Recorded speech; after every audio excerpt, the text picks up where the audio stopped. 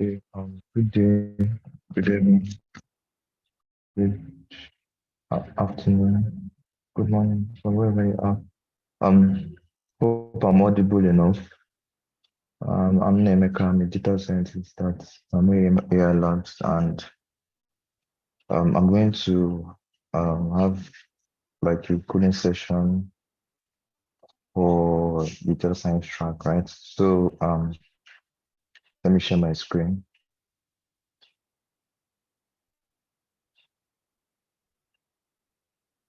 Okay, I hope my screen is visible.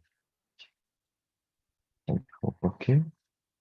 So for today, we're going to be working on so today what I'm going to be talking about is regression, right? Because that's where we are in the course material.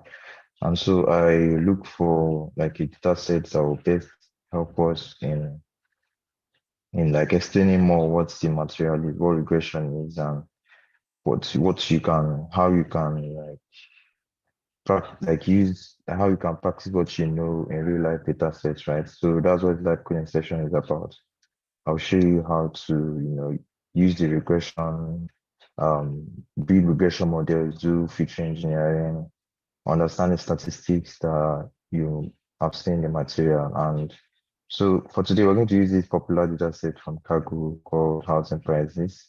It's very popular and it was doing the competition is still ongoing where people are trying to predict the prices of houses and use so many techniques that they know.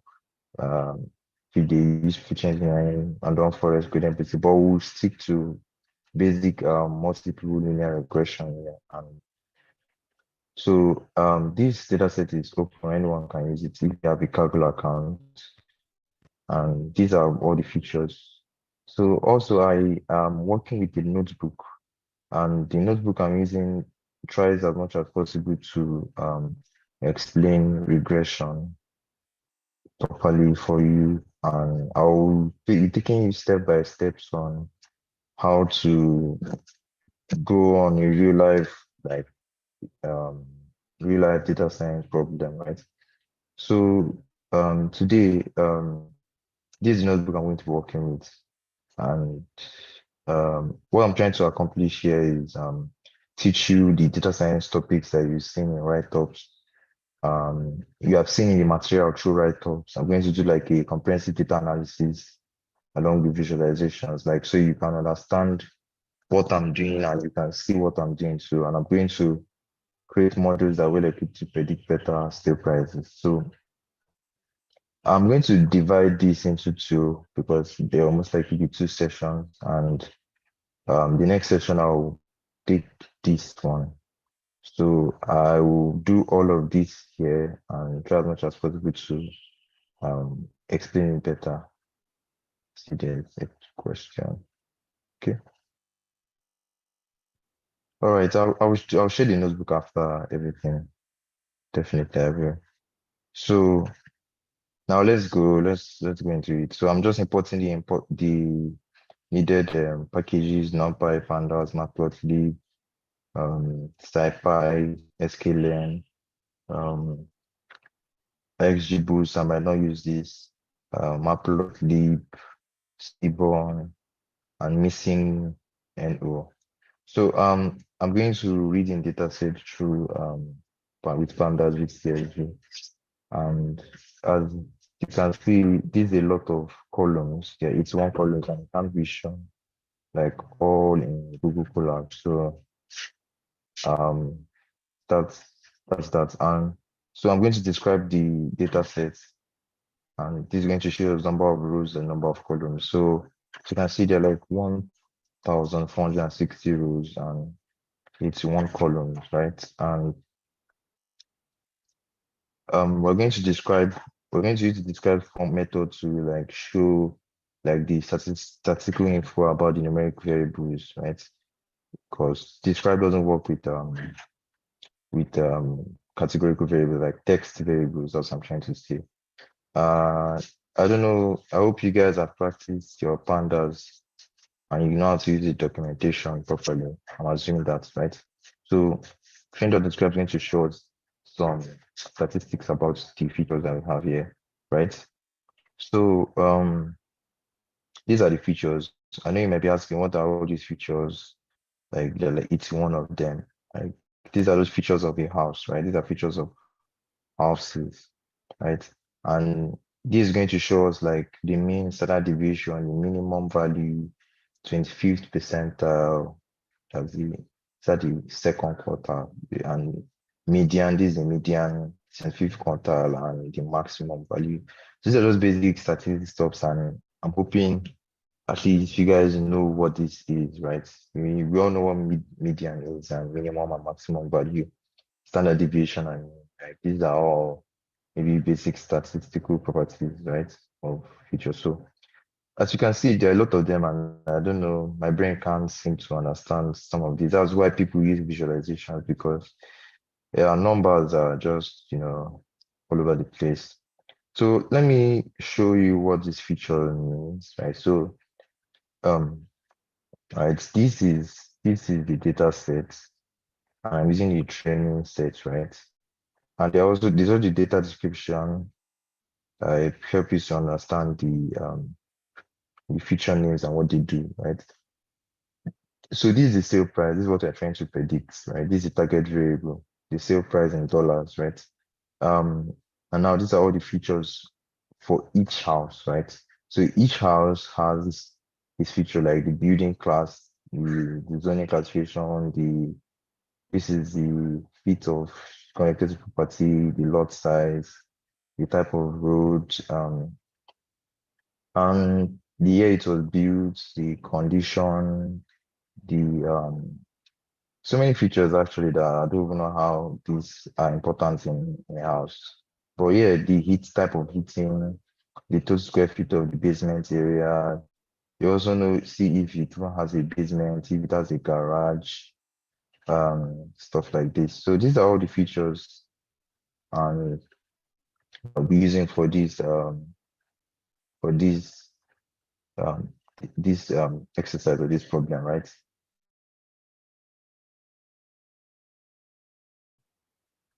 Now I'm going to get like the information about the features. Information has been the data types, right? Like data types has been, is it an integer? Is it an object? Object most likely means string in pandas.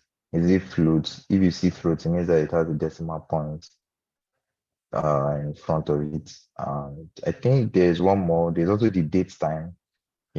Everything here was imported as int float object because I don't know, pandas cannot merely like identify that this is what it will try to pass it the best way it can, right? Then you can now do some data cleaning and know and like find out because um there might be like garage year built. Garage year built is a year, most likely 2020, 2021, and put it as float 64. And you can see that it's like maybe not an issue, but the decimal point is not supposed to be there. Right?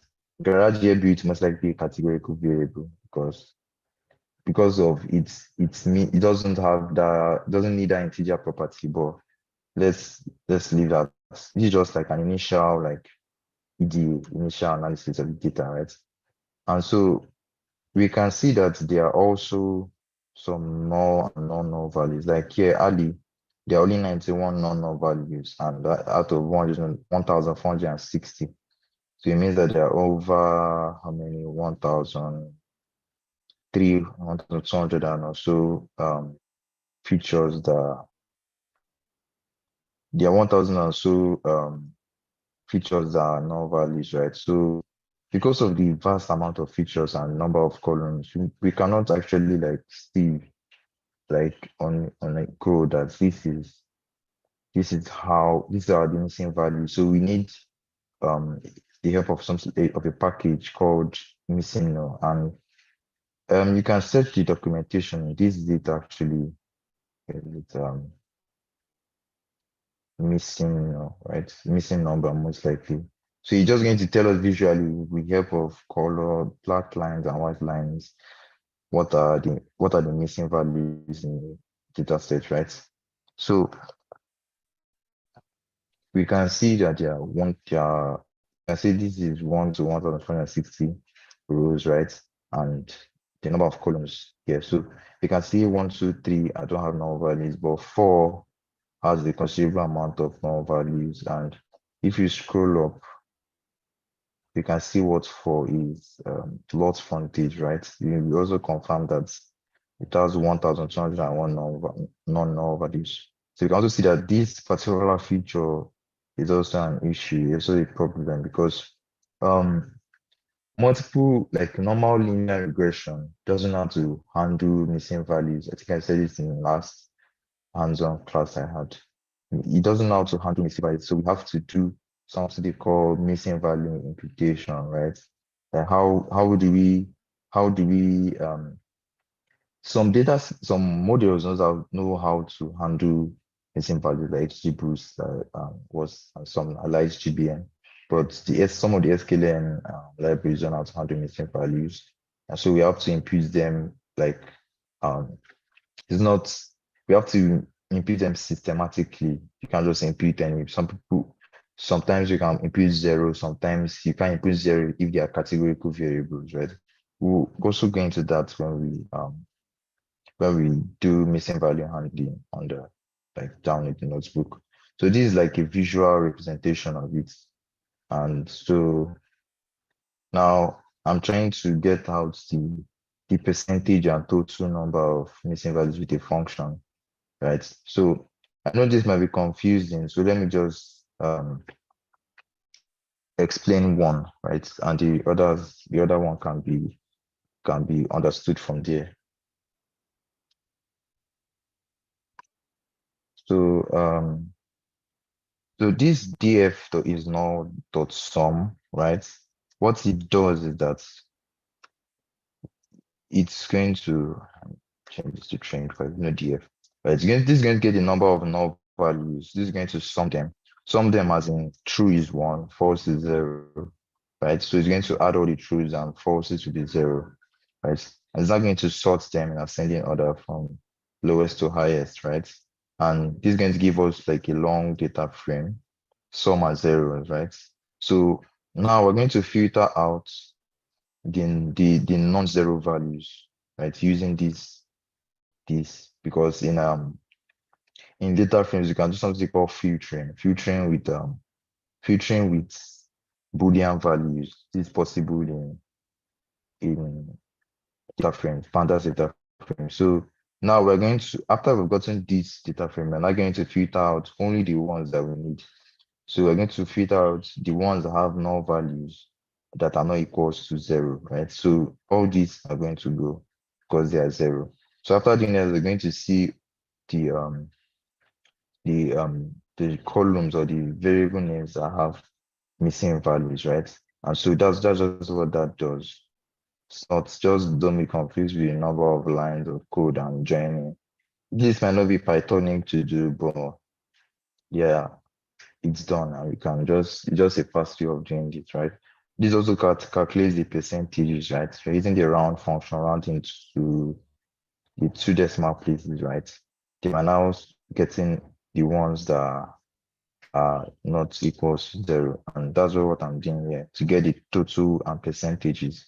Then I'm concatenating them together, right? To one data frame. And I'm getting this. So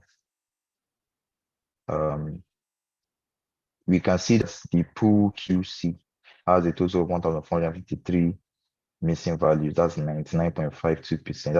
That's more than half of it. That's close to all of it having missing values, right? And if we look at what pool QC means from here, we can just know that it's talking about something called pool quality. So in some cases that maybe they don't have pools, they most likely have missing values. Hope that makes sense. Like, so in cases where there are no pools, they most likely have not many houses do have pools, right? So it makes sense that it has missing values. And also have fence, fireplace, QU, lost frontage, garage air built, 81, electrical as one missing value. So we can see that we have some work to do on how to get out, how to replace these missing values. And We'll do that in the future. But for now, let me go into the materials you've been taught in the course that might be confusing, right? So yeah, you can see that there are multiple features. Everything we've done, there are 81 of them, and some features have missing values, and most of these features are objects, right? So what objects means that they most likely have string values in the variable, like I said. So I want to focus on the target variable, which is sale price, right? We want to predict the sale price. And I'm going to create a plot. So why am I plotting it? Because there's a tendency of of the sale price to be skewed, to not be distributed normally. And there's something they call what they call the four assumptions, or the five assumptions of multiple linear regression. One of them is the features have to be normally distributed. And I don't want to bore us with too much of statistics here, but it will make sense as we go. So nobody should like run away with all of the maybe the functions you might see and whatever. It's all going to be clear because it's self-explanatory, right?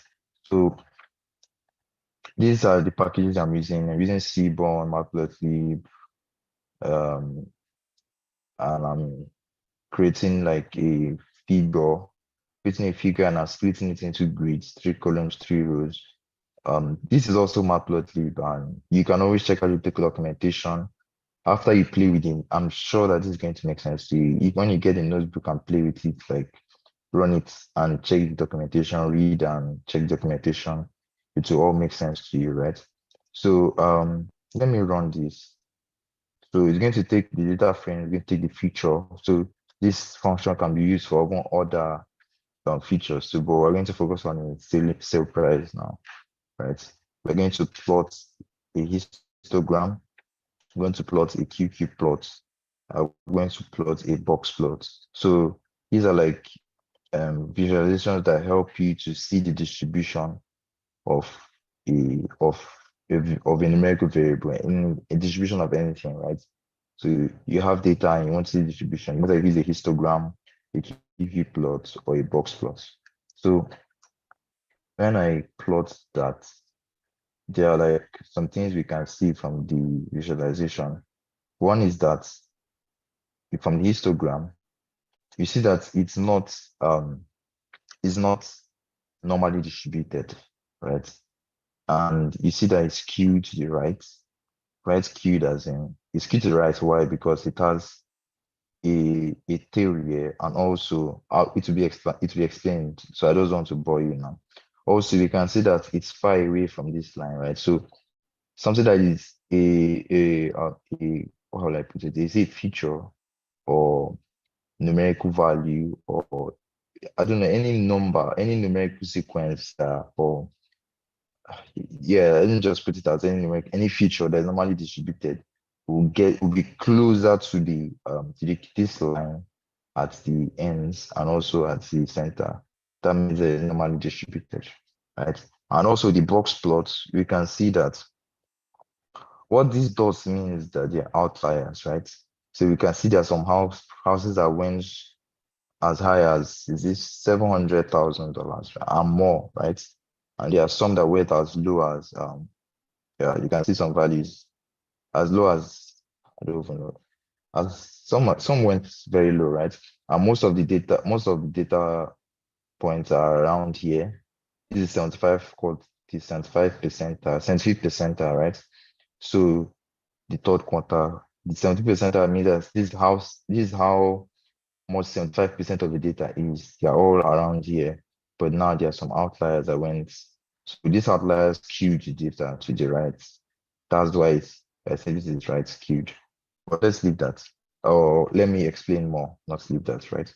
So there are 3 charts above, and we can see from our target variable is not normally distributed.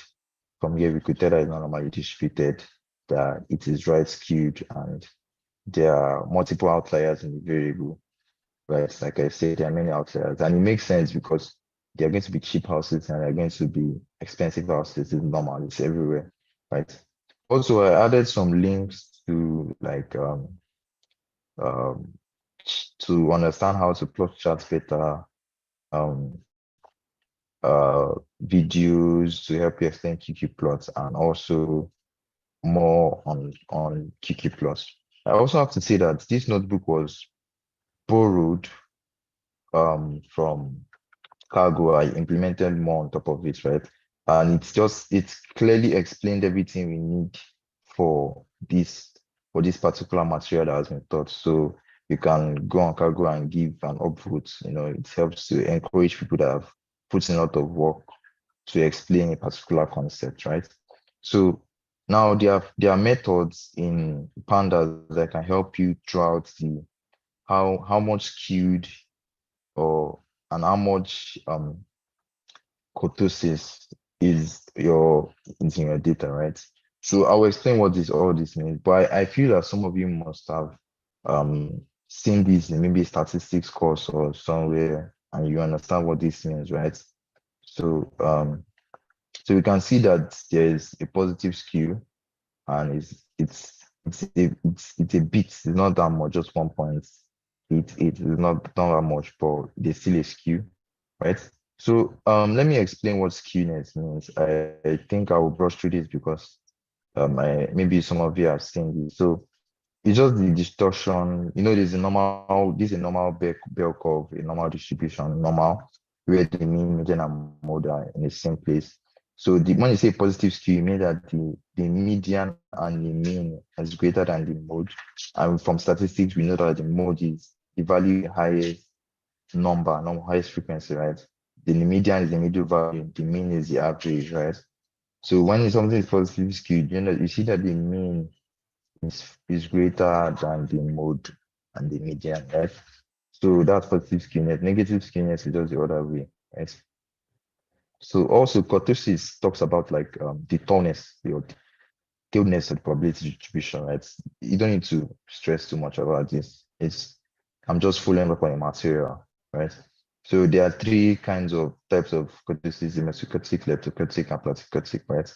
So we can see like this is how a normal distribution is, and we see that ours it might not have followed the normal way, right?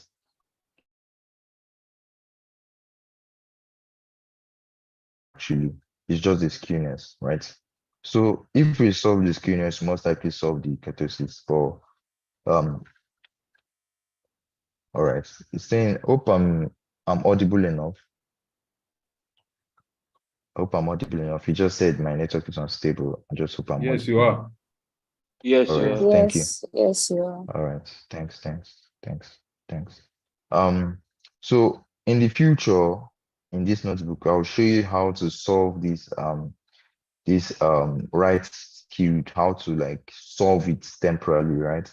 How to apply a transformation and get this centered a bit, not right skewed, right? So that will be in the future, because if you want your because linear regression is a very, very statistically dependent um, method, right? And it has a lot of assumptions. And if it doesn't follow the assumptions, it's most likely not give you an accurate model, right? So, and it's very important that if you want to train a multiple linear regression, you have to follow the assumptions. Also, there are other assumptions for other models, like tree-based models. There are assumptions for that. And so as a data scientist, you need to know what are the assumptions for this model. Does my data or my features in my data, does it follow these assumptions, right? And if it doesn't, how can I get this my data to fit? Then you see that the accuracy of a model will become better because you've helped the model to get better, right? So that's the data science process for you. It's not just a one fits all. You might train a model and you see that it's not going fine. You come back to it, right? So we also want to look at the correlations, right? And the thing about correlation is that it can be positively correlated and it can be negatively correlated, right? And the higher in both ways, the more correlated it is, right? So what I'm doing here is train.core is a method that helps you get a correlation of a of the features in a feature space or in a data set, right? But it tends to give you everything, like every single thing, right? With itself and with others, right? And you can use a heat map here, or you could just, because I'm going to still visualize the heat map for you. So I just wanted to take it with the sales price, like what are the variables that what are the features that are more correlated with the target variable sale price? You will see that they most likely have more There's something they say, um, correlation doesn't mean causation. It also makes sense here. Even though they are correlated, it doesn't mean that it's because of this that this other thing happens, right? You see that it helps in the the predictivity or predictive ability of your models, right? So one way to solve these um, negative and positive values also do the squared, because if you square a negative value, you get a positive value. The ones that are high still end up being high, and the ones that are low get lower more, and the ones that are high in this way will get high. So I don't know if that makes sense. So that's why I'm squaring it. We're squaring this, right, and taking out the sale price also. I see the overall quality will still most likely be there as the highest, and also it follows, but there are no more negative values. And the ones that don't have high correlations will most likely be much lower. Actually, ID doesn't have should not have any more it should, because ID is just like a unique value of identifying each of the housings, right? So yeah, let's move on. So we're going to pick out some of the variables here, right? And we're now going to look at their scatter plot, right? So what a scatter plot is just like a plot, just like a normal graph, like you did in physics or in mathematics, where you get the value at X, get the value at Y and plot, right? Draw a straight line or line of best fits, depending on your use case, right? So that's what the scatter plot is going to do. But it's not going to draw the line for us, right? So when we draw the scatter plots for the overall quality, most likely that's the meaning. Let me check yeah, that's what's overall quality. Yeah, so overall material and finish quality in the house, right? So it makes sense that this is the predictive value for the price of the house, right? Because if you go into your house and you see some expensive furniture or some or the in Nigeria, the POP, they decorated your house, the ceilings uh, you see that the more that is, the more expensive the house is. So it makes sense that it's a quality feature to sale price, right? But when we plot this, we notice something that we might have gotten the data type the of the feature wrong, right? Because you see that it's just giving us something like straight lines, right? Straight line, straight line, straight line, straight line, straight line. So what this just means is that there are 10 unique values or 9 unique values from 1 to 10, right? And there's still a correlation, right? It makes sense because you see as the price increases, the finishing quality, the overall quality increases, right? So it's still following a trend, but this is actually a categorical variable, um, not a like an integer variable, right? So let's plot more features like the general leaf area, right? So it also had a high correlation with the sales price. So when we do that, we see that, should I be running this thing? I think I've run them before, so I'll just not run it so it doesn't take time, right? So we see the plot, we see that it does follow a somewhat linear way, right? It follows something like a linear um, trend, right? But there's also an issue with linear regression, right? Linear regression is not robust to outliers.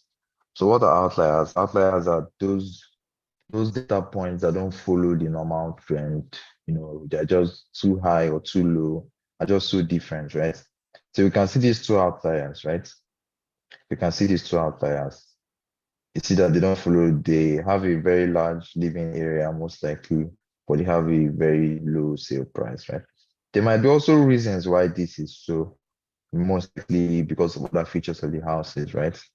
So um you can either remove them, right? You can either remove them, but in our case, it's very, very important that you handle outliers too, right? Outliers are most likely are also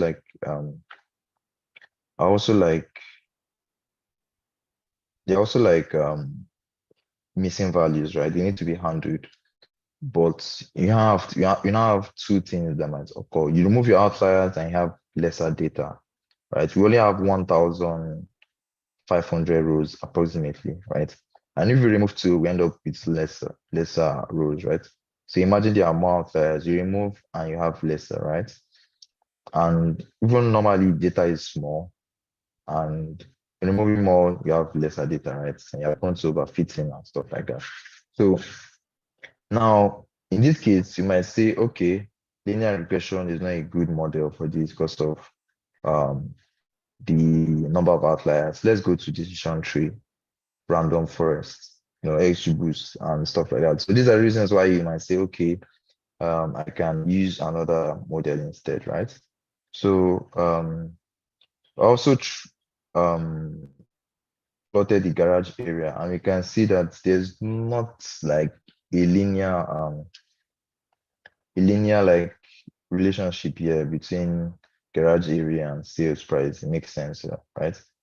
So we also plot also for I think total basement surface area, like the I think the surface area in your basement, how large your basement, so that's what it just means. And we see also there's a linear relationship too. So this is another feature that will be interesting in our model, right? And um the first floor surface and how large is the first floor.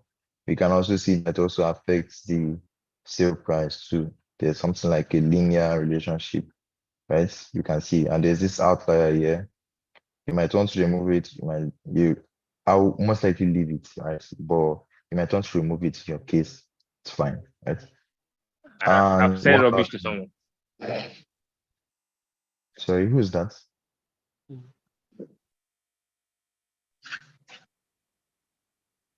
Please mute yourself. All right. So there's also mass linear area, I think. Let me check what that means. Okay.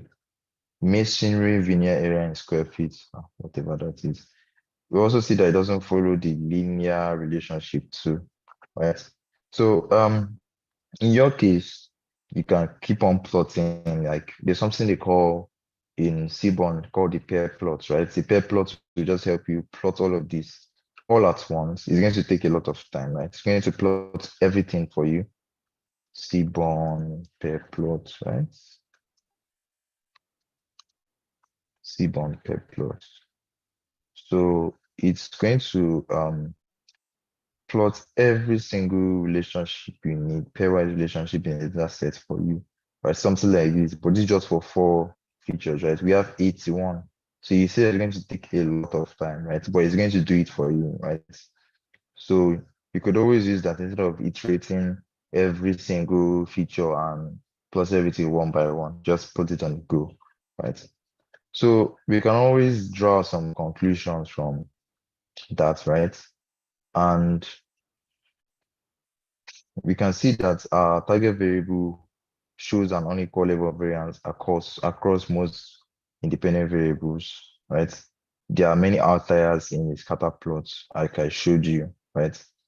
You can see from the sale price and the GR living area, right? They follow a trend, right? And the other two do not follow a trend. Like I think I've shown you. This one didn't follow a trend. You could always visually see this, and this didn't follow a trend, right? So that is for like the that's for the linearity because that's also like a key assumption, linearity within features, right, for multiple linear regression. So the owner of this notebook also removed, I commented it out, right? He removed those outliers, right? Right.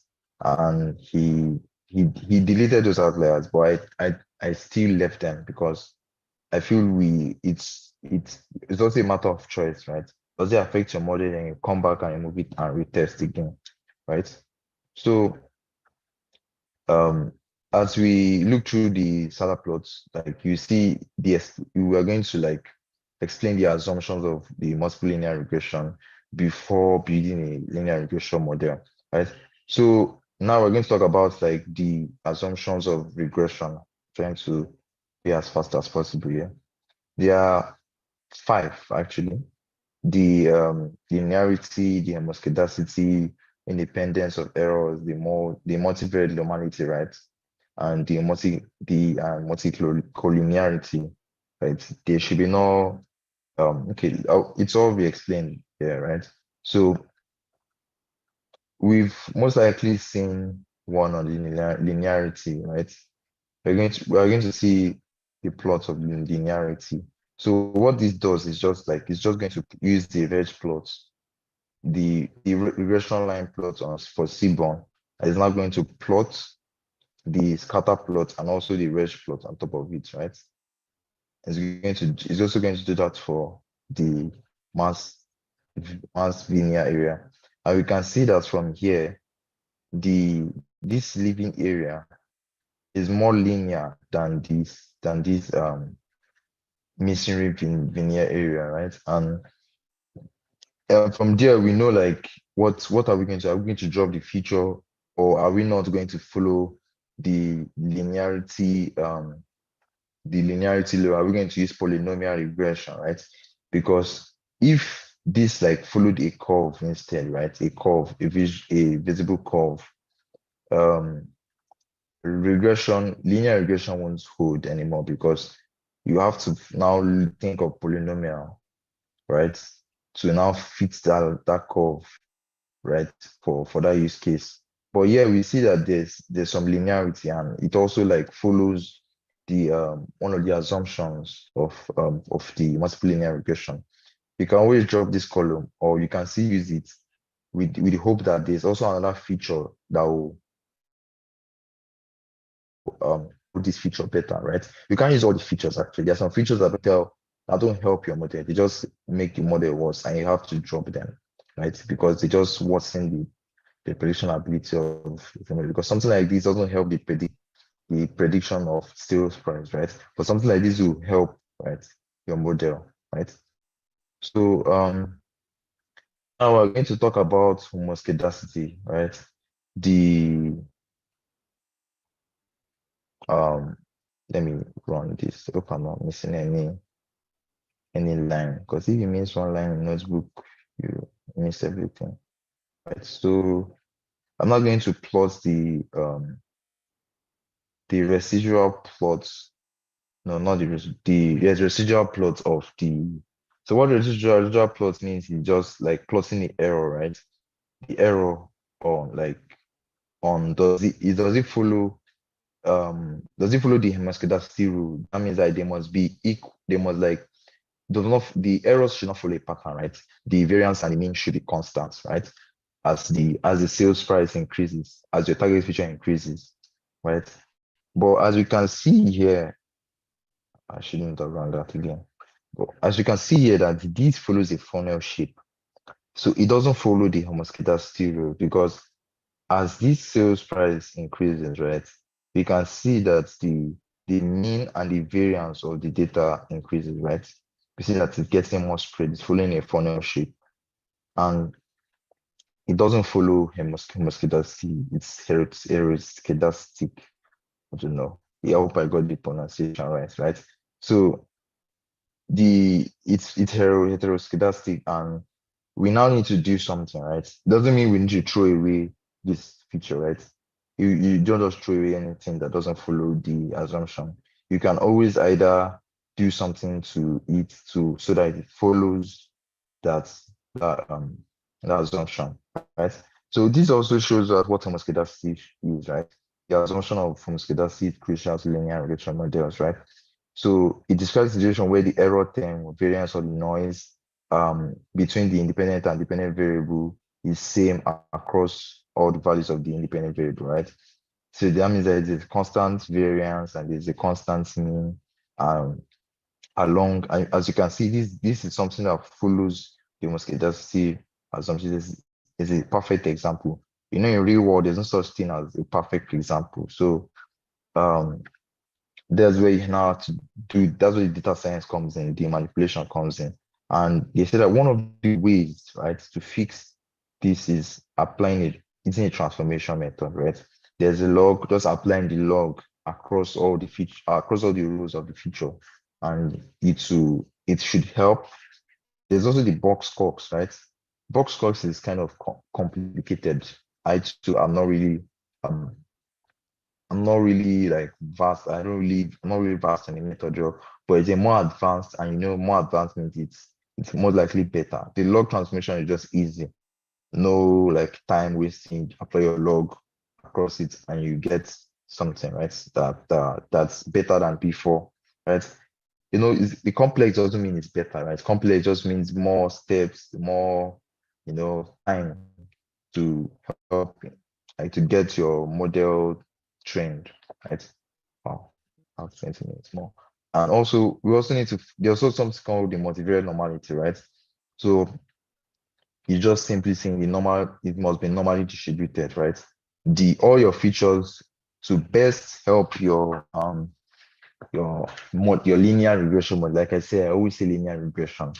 Even some other I think some other models like the tree-based models, they also assume the normal distribution too.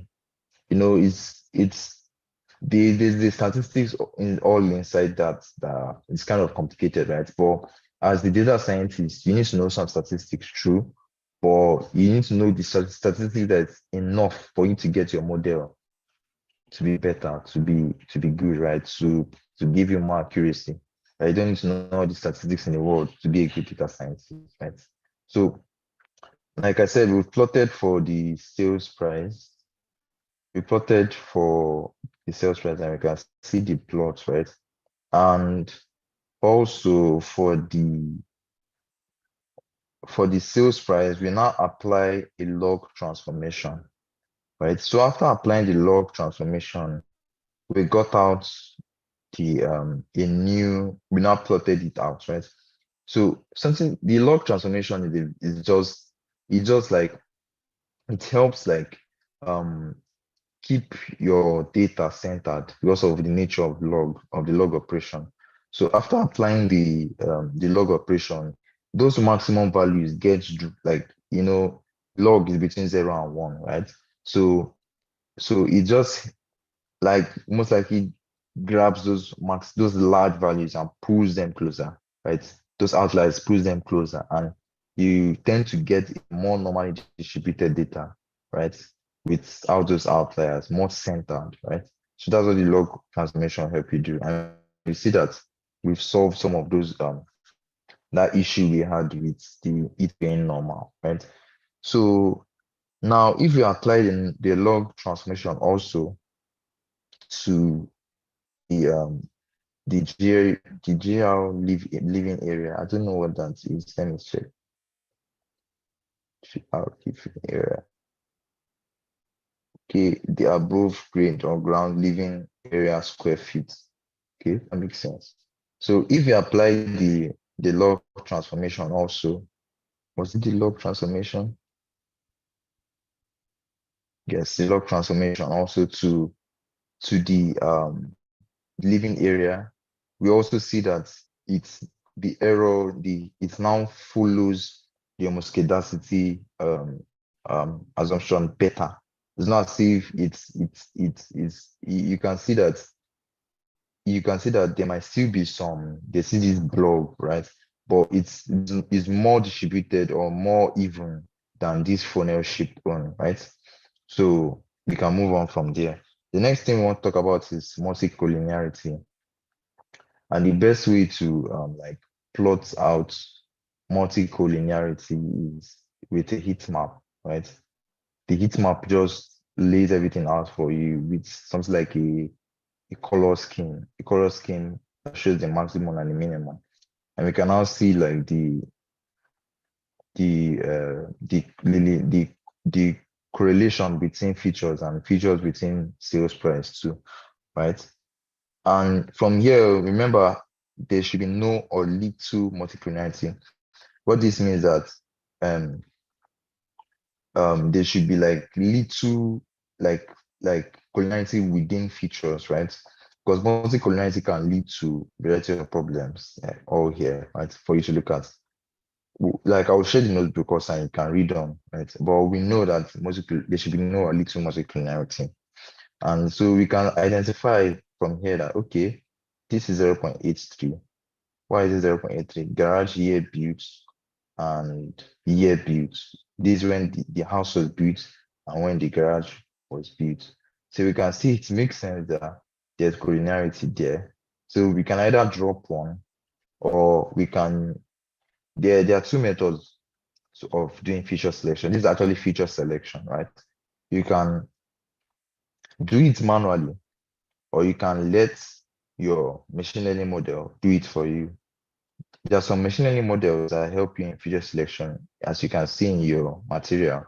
Lasso, Ridge, right? Because of the regularization. Lasso, most especially, zeroes out those unimportant features, right? It just zeroes out their coefficients and you can just remove them as a whole from the model itself. So we can see the observation from here is that um, there's 83% correlation between garage built and year built, 83% correlation between these two features, whatever they are. There's 89% correlation between garage cars and garage areas. I don't know why there's so many features with the same names. Right? So you can always drop one. You can always drop one actually. Garage area most likely be better than garage cars, right? So now I've dropped resources to also help you like to explain all of these assumptions, YouTube links to help you like just post out what you already know if you've done some research, right? From there, we can move into feature engineering. Now, I will most likely not run all the code here. I will just show us everything. Or should I run it? I think I can run it. Right, let me just run it. So I should have run a sales price function. Let me run everything from up here. Sorry about that. I didn't apply the log transformation. So it's going to try an error, or it's going to not help us. This is where the log transformation was applied. And also here, but this is the heat map, so you don't really need that in the change here. So we're going to drop an unimportant column, the ID, right? Because the ID is just the independent, just like an identifier, right? It's not an important feature, it's not even a feature at all. It's just part of the data set, right? Where they just identify 1, 2, 3, 4, 5, 6. Right? So we're going to drop that and we're going to take out the sales price because that's our target value. And we're going to drop out the sales price from the features, right? From the training set, because we don't need that. We're going to come back to checking out the number of, we're going to now deal with the missing values in this data set, right? And there are a lot of methods to handle missing values. I'm going to touch on some of them or all of them, right? And first, we're going to have to identify what are the data types of these features, right? Are they floats? Because when you want to input missing values for numbers, it's different from when we want to input missing values for strings, right? It makes sense. So for the string for the object variables, right? You're most likely, if they have missing values, is because they have no value at all. Like Now for the alley, if they are missing values for alley, it means that there's no alley in that house, right? So it makes sense for us to just put none. So there's a method for in pandas data frame called the fill anyway that helps us to fill the missing values in a data set, right? Or in a series. And we're going to use that.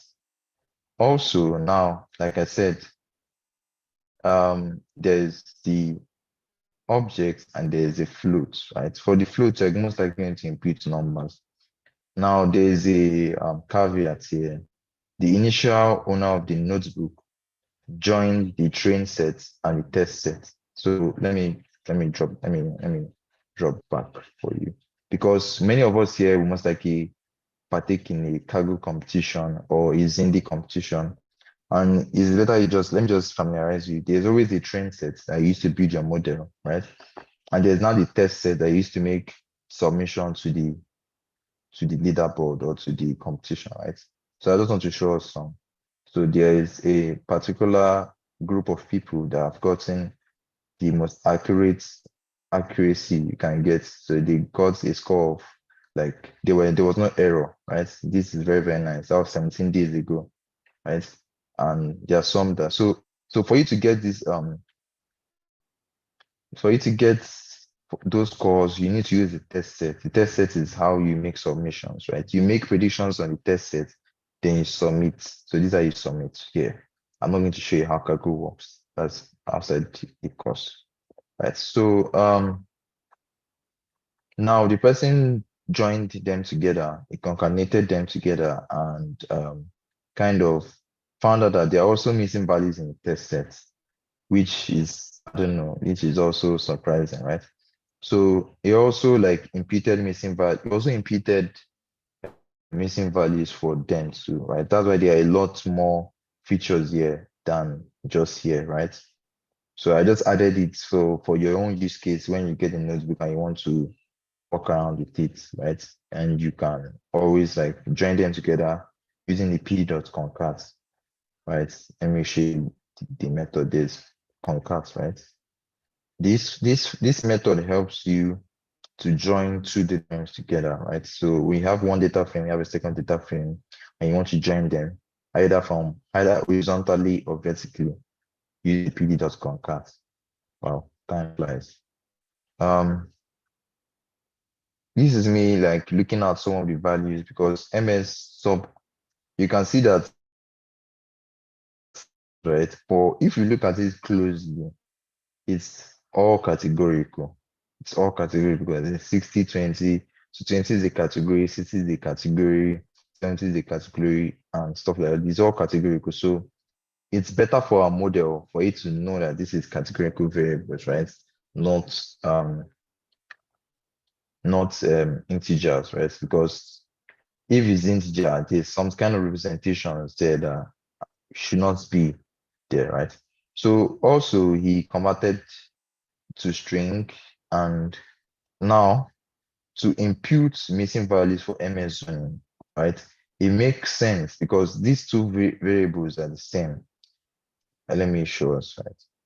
So this is a building class, and now this is general zoning classification, right? You can see that these are those classifications. They give numbers, right?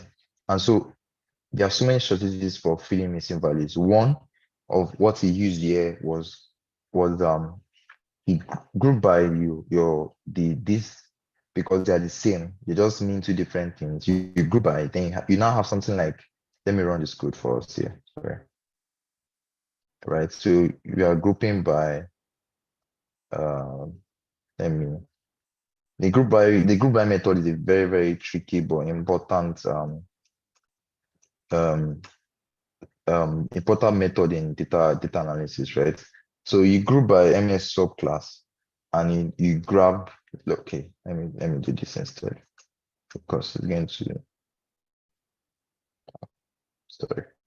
Then you do a count. Let me do a count because you need to run after grouping by and selecting a column, you have to perform something like a method, it's something like an analysis on it, right? Either a mean, a count. A mean, you most likely work for numerical values, not categorical values. Right? So if you do like a count, you see that there are more values in the 20s and in 190s, right? So what you now do is that since there are more in this case, right? Since there are more in this case, it makes sense for those that are missing to be in this case. Hope that makes sense. Hope that makes sense. Like so now MS zoning, right? There are there are some missing values, right, for that. But there are also data for others in that same subclass, right? So what you just do is that you do a group by, right? You get the most popular zonings, right? And you just use the most popular values to impute, right? The mode. That's what mode is. Mode is the one with the highest frequency, right? And you just impute there, right? Because it just makes sense for you to impute the most popular, the most recurring values for categorical values, right?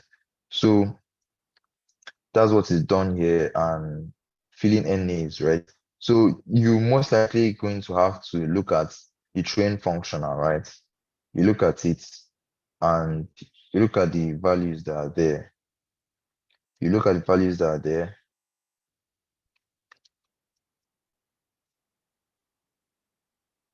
right? Type, mean, merge, mean mode, whatever. And you look at the most occurring ones and you just impute that there, right?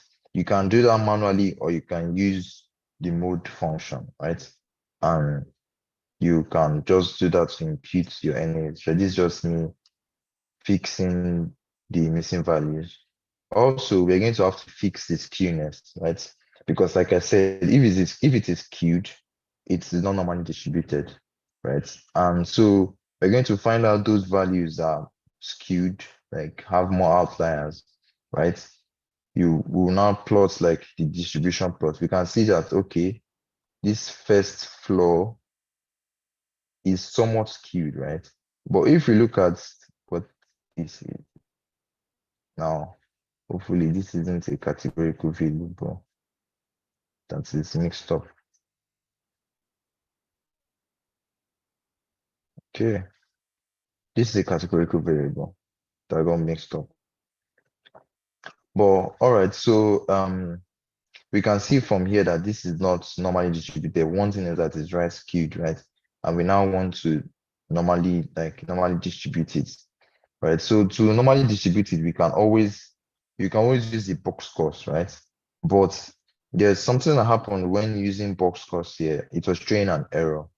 So because of that, I just use a simple logarithm transformation, right, on it. And applying the logarithm transformation and plotting again,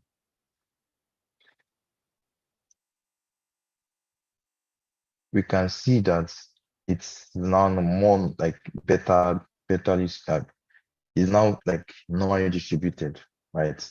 So um I'm going to stop here for today because the next part is most likely the modeling, right? Feature engineering for the modeling. And we'll continue that in the next live coding session, right? So are there any questions?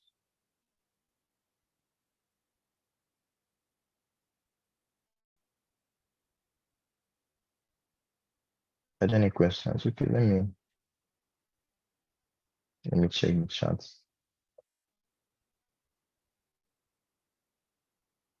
Okay, okay, there's another, okay, by 2:30. So I will most likely have to go from here. Okay, somebody raised their hand. I will most likely just take one question. If you raise your hand, please just unmute yourself and ask your question. Thank you, sir. Can you hear me, sir? Yes, I can. Thank you, sir. Thanks for the lecture, sir. Please, I have a question that may Yes. sound quite funny, but I need it for understanding. I know we are Okay. trying to sales price, but what is actually the significance Yeah. of that prediction? Is it that some people who are into this business of real estate want to use that to predict what they should sell their houses for? Or is a buyer that needs the model to work for him? Or what exactly is the business significance of Okay. predicting the sales price? I don't know if Okay. you get my Okay. point. Okay. I get your points. Um, most times the owners of this competition, because there was an owner of the competition, right? I think Zillow, and they used it in their app or in their website to for just because they could have a lot of customers, right?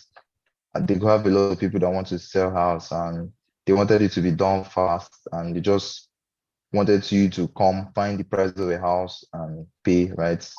On the go, right? For their app. I think this was people that hosted it. So what they did was they got data from their own users, right? And they started the competition.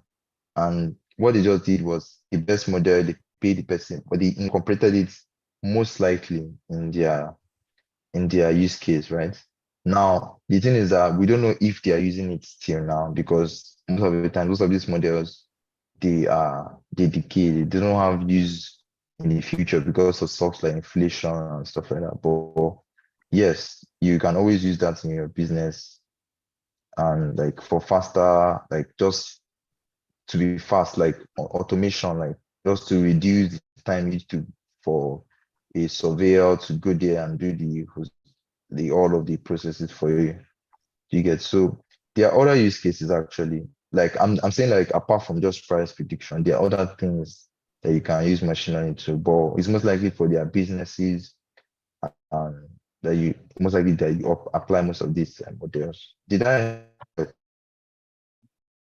Like, because there was a time I saw a data set that was used to predict, I mean, the time was to predict the price of cars. So you don't be wondering that is it the car dealers that have interest in such, or is for the benefit of the general public, such that if you want to buy a car when you see some parameters, you will now only use it to be sure that the seller does not cheat you, so that you know what the price should go for or something. So that's just what got me wondering. Thank you.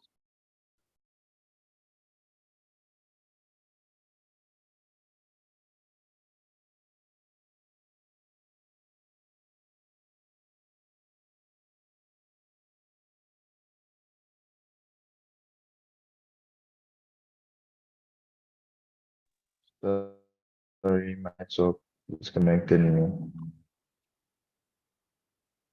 Are there any other questions? Hello, good afternoon. Yeah. All right. Okay, so my question is that in reality, I hope you can hear me. Yes, I can. Okay, in reality, do you have features that are normally distributed in reality? No, in reality, you don't have that. It's an assumption. You can't have events that are most likely normally distributed, but you have something close to being normally distributed, right? That's statistics, and I don't know if I want to start a statistics class, but you most likely don't have an event that is just normally distributed, except you generated it by yourself with computer or with code. All right. So thank you. There's another coding session at 2:30. So Hello, sir. Please excuse me. Can you hear me, sir? yes, I can. Okay, please. The notebook. I've tried accessing the website, but I don't know how to download it actually. Like I said, I'll share this notebook with Ami, and we Okay. share it to you in the Slack channel. Yes. Okay, thank you. Sir, how about the data set? Um, the data sets will also be shared. But if you have cargo, you can always like just register, because you most likely use cargo in this, like as data scientist, you most likely. So it's not a bad idea to register. This housing price, you just search for housing price advanced regression, and you get access to it. You might have to sign up. Signing up is just clicking agree, then getting the agreement, and yeah, that's how to get the data. But I also try to share that. All right, thank you. Yeah.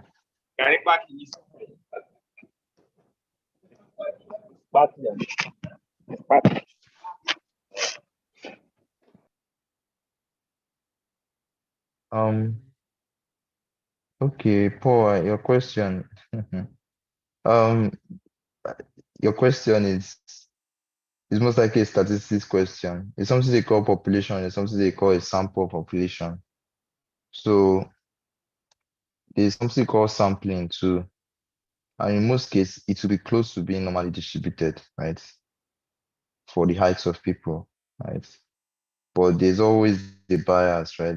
Depending on their population, where it is. If you live in a country, if you stay in a town of short people, almost like it will not be general enough. I don't know. I don't know there's a term they call it, right, in statistics. So it always depends on where you're sampling the data from and what methods are using to sample. And most likely you have a normal distribution. All right, thank you.